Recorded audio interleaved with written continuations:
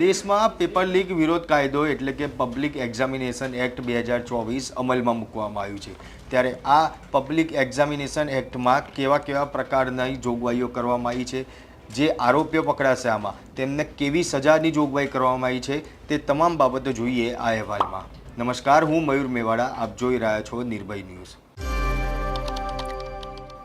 દેશમાં paper leak વિરોધ કાયદો એટલે કે પબ્લિક એક્ઝામિનેશન એક્ટ 2024 અમલમાં આવ્યું છે। ત્યારે કેન્દ્ર સરકારે 21 જૂને મધ્યરાત્રિએ આ જાહેરનામું છે તે બહાર પાડ્યું હતું।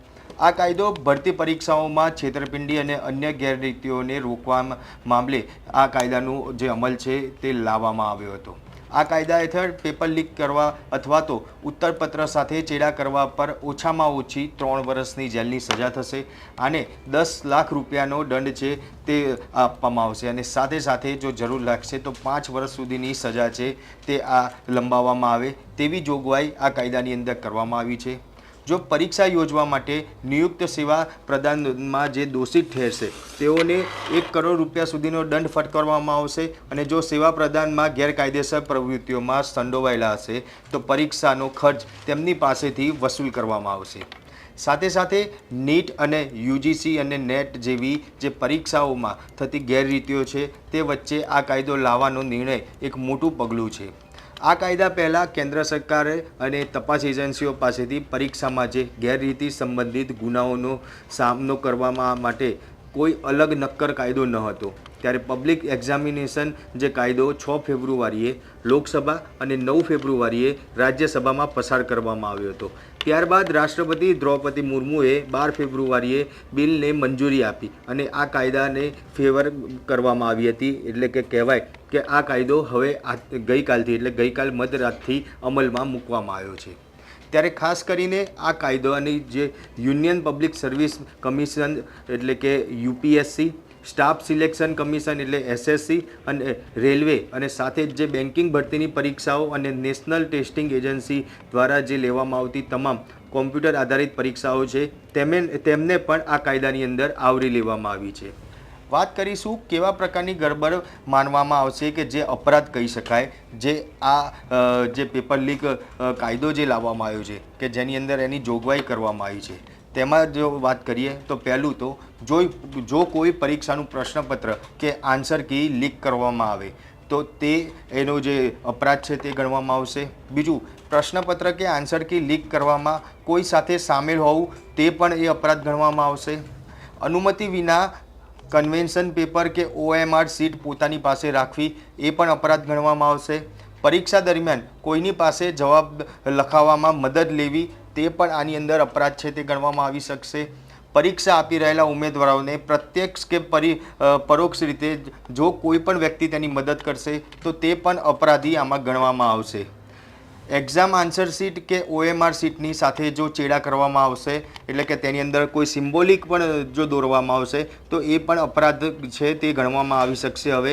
અને કોપીઓનું મૂલ્યાંકનમાં અનુમતિ વિના ચેડા કરવામાં આવશે તો એને પણ આ જે નવો કાયદો બન્યો તેની અંદર અપરાધ ગણવામાં આવશે।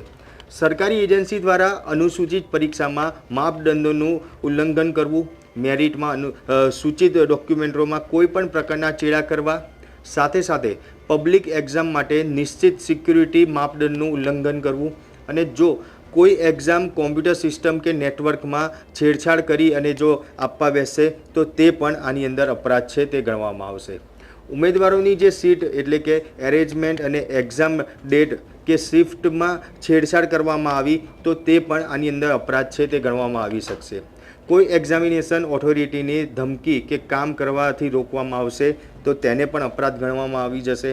પરીક્ષા કે એક્ઝામમાં ઓથોરિટીને સંબંધિત નકલી વેબસાઇટ બનાવી તેને પણ અપરાધ ગણવામાં આવશે અને જે આ નવા નિયમ બનાવવામાં આવ્યા છે તે હેઠળ જ હવે આ લોકોને સજા છે તે સજા કરવામાં આવશે। નકલી એડમિટ કાર્ડ જો જારી કરે અને જો નકલી એક્ઝામ ઓથોરિટીની ધમકી કે કામ કરવાથી રોકવામાં આવશે તો તેને પણ અપરાધ ગણવામાં આવી જશે। પરીક્ષા કે એક્ઝામમાં ઓથોરિટીને સંબંધિત નકલી વેબસાઇટ બનાવી તેને પણ અપરાધ ગણવામાં આવશે અને જે આ નવા નિયમ બનાવવામાં આવ્યા છે તે હેઠળ જ હવે આ લોકોને સજા છે તે સજા કરવામાં આવશે. નકલી એડમિટ કાર્ડ જારી કરવા અને નકલી એક્ઝામ યોજવી એ પણ આની અંદર છે જે અપરાધ ગણવામાં આવશે. જો પરીક્ષા કેન્દ્રમાં કોઈ પણ ગેરરીતિમાં સંડોવાયેલું જણાશે તો તે કેન્દ્રને 4 વર્ષ માટે સસ્પેન્ડ કરવામાં આવશે અને એટલે જ કે કેન્દ્ર આગામી 4 વર્ષ સુધી કોઈ પણ પ્રકારની સરકારી પરીક્ષા લેવાનો અધિકાર નહીં આપી શકાય. તે કેન્દ્રને સસ્પેન્ડ કરી દેવામાં આવશે. આ કાયદો સંગઠિત ગેંગ, માફિયાઓ અને આવી ગતિવિધિઓમાં સંકળાયેલા લોકો પર કાર્યવાહી કરવા માટે લાવવામાં આવ્યો છે. આ સાથે જ જો સરકારી અધિકારીઓ પર આમાં સંડોવાયેલા જોવા મળશે તો તેઓ પણ ગુનેગાર ગણાશે. જો પરીક્ષા કે તેને લગતું કામ આપવામાં આવતું ન હોય અને તેની કોઈ પણ વ્યક્તિને પરીક્ષા કેન્દ્રમાં પ્રવેશ આપવામાં આવશે નહીં. સાથે જ વાસ્તવમાં મેડિકલ કોલેજમાં એડમિશન માટે જે નીટની પરીક્ષામાં ગેરરીતિઓ લઈને વિવાદોમાં સામે આવ્યા છે ત્યારે કેન્દ્રની નેશનલ ટેસ્ટિંગ એજન્સી એ આ વર્ષમાં જે 5 મેના રોજ જે આ પરીક્ષાનું આયોજન કર્યું હતું અને 4 જૂને પરિણામ જાહેર કરવામાં આવ્યું હતું. જે પરિણામ સામે આવ્યું તેમાં 67 બાળકો એવા હતા કે જેમણે 100% સ્કોર મેળવ્યો હતો. એટલે કે 720 માર્ક્સની પરીક્ષાના જે પૂરા હોય છે તેમાં 720 માર્ક્સ તેમને પૂરા મેળવ્યા હતા. આ પ્રથમ વખત આવું બન્યું છે કે આટલા વિદ્યાર્થીઓને પૂરેપૂરા માર્ક્સ મળ્યા હોય. જ્યાં એટલી મોટી સંખ્યામાં વિદ્યાર્થીઓએ 100% માર્ક્સ મેળવવાનું બહુ ઓછી વાર આવી જે બનાવ બનતા હોય છે. અને ખાસ કહી શકાય કે આ વખતે તો પહેલીવાર એવું બન્યું હતું કે એક સાથે 67 વિદ્યાર્થીઓએ જે પૂરેપૂરા માર્ક્સ એટલે કે 100% માર્ક્સ છે તે મેળવ્યા છે. 2023ની જો વાત કરીએ તો 2023માં માત્ર 2 જ વિદ્યાર્થીઓ હતા કે જેમને 100% માર્ક્સ મળ્યા હતા. એ પછી 1563 વિદ્યાર્થીઓને ગ્રેસ માર્ક્સ આપવામાં આવ્યા હોવાનું પણ બહાર આવ્યું હતું.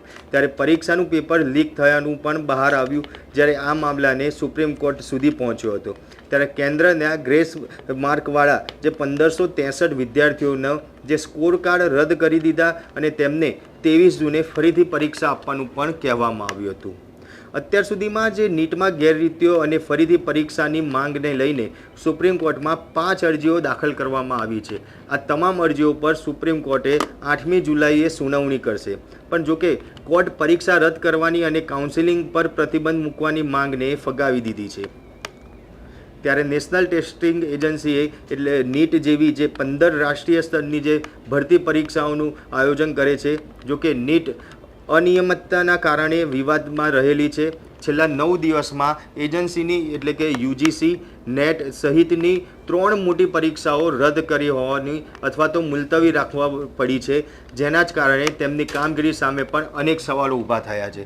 ત્યારે આ 3 પરીક્ષાઓ કઈ કઈ છે એ પણ હું આપને જણાવું કે એક જે નેશનલ કોમન એન્ટ્રન્સ ટેસ્ટ જે હતી જે 12 જૂને લેવાઈ હતી. બપોરની આ પરીક્ષા હતી અને સાંજે આ પરીક્ષા રદ કરી દેવામાં આવી હતી. 29,000 વિદ્યાર્થીઓને ઓનલાઈન મોડમાં આ પરીક્ષા આપી હતી. જ્યારે આ પરીક્ષામાં 4 વર્ષના ઇન્ટિગ્રેટેડ ટીચર એજ્યુકેશન પ્રોગ્રામના પ્રવેશ માટેની હતી.